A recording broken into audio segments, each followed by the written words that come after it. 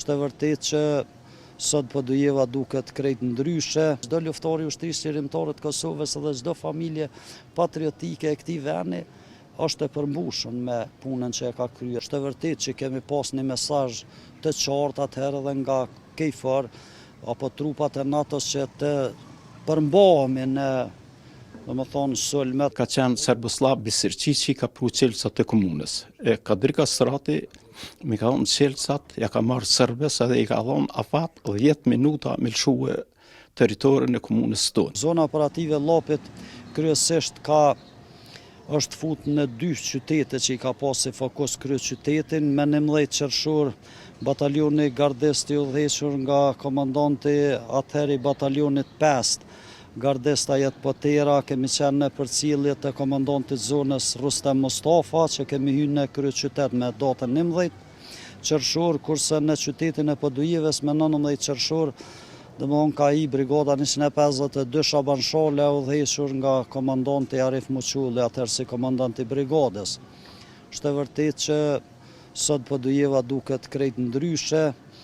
Në atë periudhë ka pas edhe më pak qytetar për arsye se shumicën e qytetarëve, disa i ka shpërngul pushtuesit, disa kanë qenë të koncentruar kryesisht në fshatin e Shajkovcit që janë kanë edhe të rrethuar.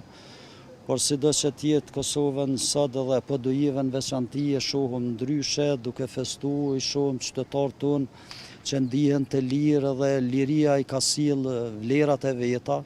Është e vërtetë që as me 19 qershor të vitit 99, po as në këtë 19 qershor të vitit 26, rrugtimet edhe mungesat e njerëzve nuk na bojnë që na të ndihemi aq gëzueshëm, nuk po mujmë me kanë të përmbushur me gëzimin, kurse sa i përket kontributeve, besoj që çdo luftari i ushtrisë qeverimtare të Kosovës dhe çdo familje patriotike e këtij vendi është e përmbushur me punën që e ka kryer. Ne kemi arritë qëllimin tonë, normal që në bashkëpunim edhe me aleancat që i kemi kryer me NATO-n, për arsye se puna jonë ka qenë e drejtë, lufta jonë ka qenë e drejtë, qëllimi jonë ka qenë i vendosur, se përndryshe edhe NATO-s në atë kohë nuk na kish përkrah.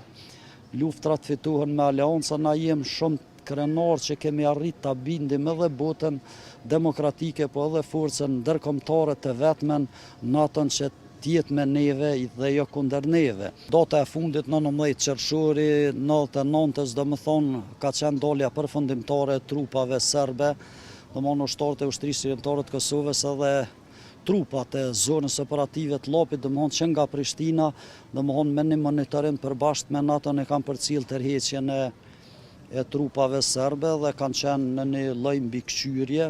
Është e vërtetë që kemi pas një mesazh të qartë atëherë edhe nga KFOR apo trupat e NATO-s që të përmbahemi në sulmet pas nënshkrimit marrëveshjes Kumanovës, por po mendoj që ushtria qeverimtare e ka mbajtë besimin e vet të miqtë e vet ndërkombëtar. Kam plot emocione se bashkë këtë ditë kom ardhë prej zonës Drenicës.